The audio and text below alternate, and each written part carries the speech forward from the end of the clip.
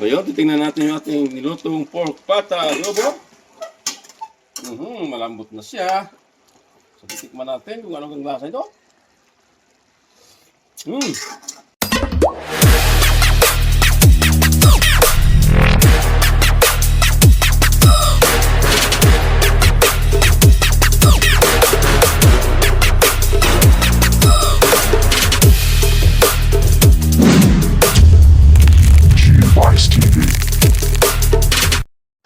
What's up mga guys? Magandang hapon po sa lahat.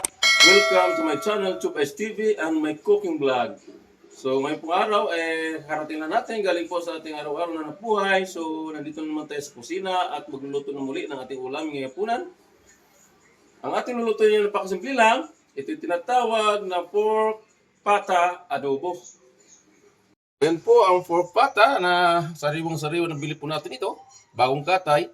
At yan po masangkap natin gagamitin. Maglagay po tayo ng bawang, sibuyas, at siling green. Mas masarap to pag may siling green ang ating adobo.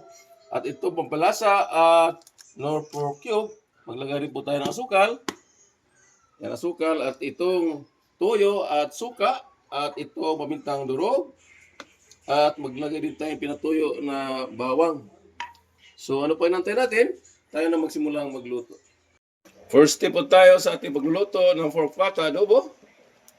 Siyempre, maglagay muna tayo ng konting mantika sa kawali at igisa natin itong mga sangkap. Tulad ditong bawang.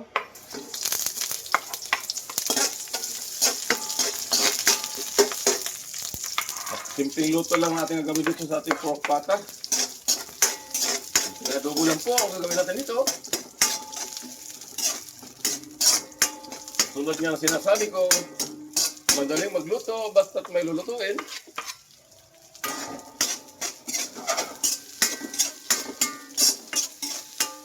Ayan, nag-isa pa natin yung ating mga sangkap.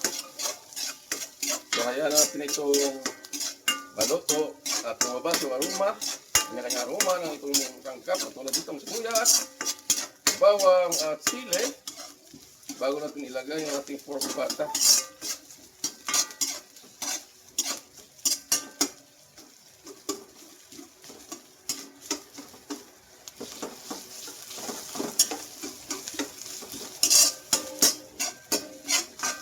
Yan, lagyan na po natin yung ating pork pata.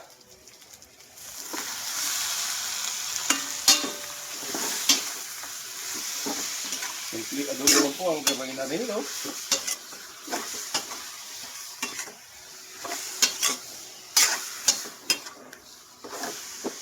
Ayan, lagyan natin ng toyo.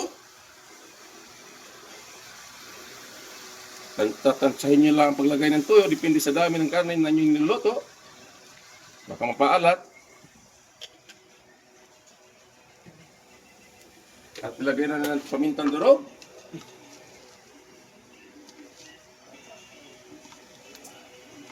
Pamintang wasak na 20 pieces ng pamintang wasak.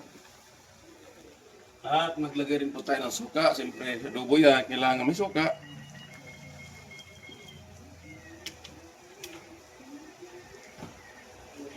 At maglagay po tayo ng pinatuyong bawang.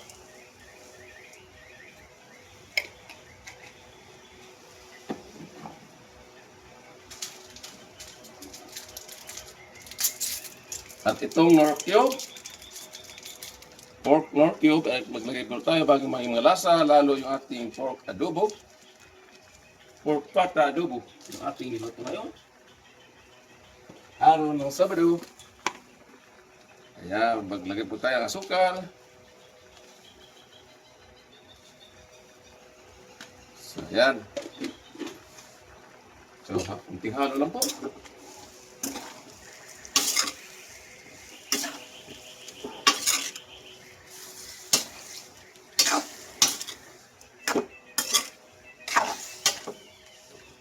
So, ayan. So, nahalo na po. So, mayroon pa po tayo na sikretong sangkap na ilalagay dito para magiging malasa talaga yung ating pork adobo.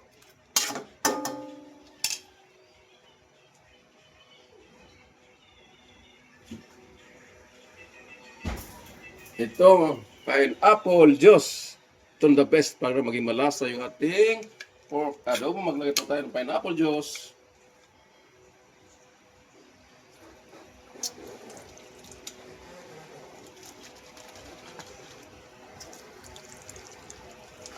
Silbing sabaw nito para kumulo hanggang sa lumambot.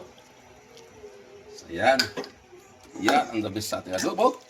Para lalo maging malasa yung ating pork pata adobo. So yan, tatakpan po natin hanggang sa lumambot ito.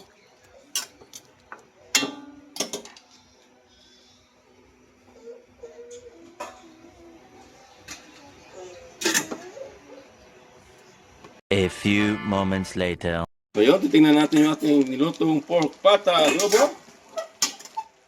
Malambot na siya. So titikman natin kung anong lasa ito. Perfect. Anghang. Tamis-tamis. Masim-masim.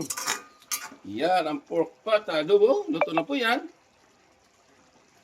So kakain na tayo ng tanghalian kasama hapunan.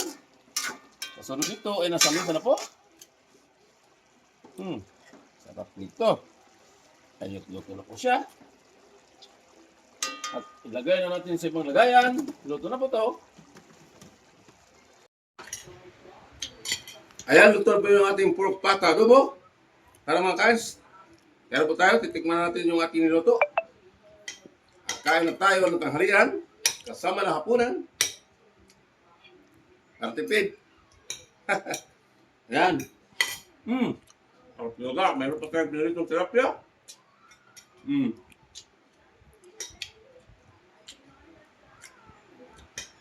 Pinaritong tilapia at pork pata adobo. Kombinasyon po. Sarap.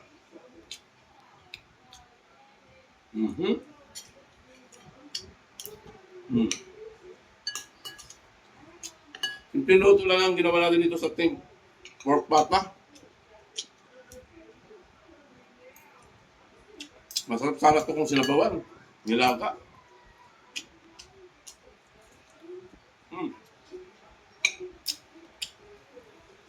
So, ang luto ng timuli ng nilaga sa susunod na araw. Dahil wala po mabiling mga gulay. Kasi sirado pa po. Kaya ninadubo na lang po natin.